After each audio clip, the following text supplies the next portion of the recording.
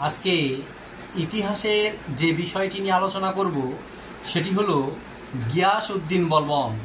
অর্থাৎ আজকে গিয়াসউদ্দিন বলবন সম্পর্কে আলোচনা করা হবে।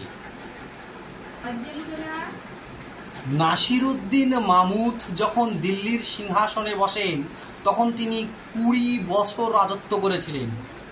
কিন্তু এই নাসিরউদ্দিন মাহমুদ ছিলেন একজন অপুত্রক, তার কোনো পুত্র সন্তান ছিল না।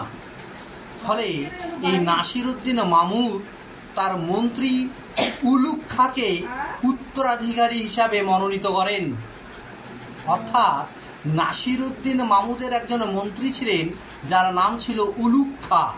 এই উলুগ খাঁকেই নাসিরউদ্দিন মাহমুদ এই উলুগ খাঁকেই তিনি উত্তরাধিকারী হিসাবে মনোনীত করেছিলেন। তাই নাসিরউদ্দিন মাহমুদের মৃত্যুর পর তার মন্ত্রী উলুগ খাঁ গিয়াসউদ্দিন বলবন নাম গ্রহণ করে দিল্লির সিংহাসনে বসেন। অর্থাৎ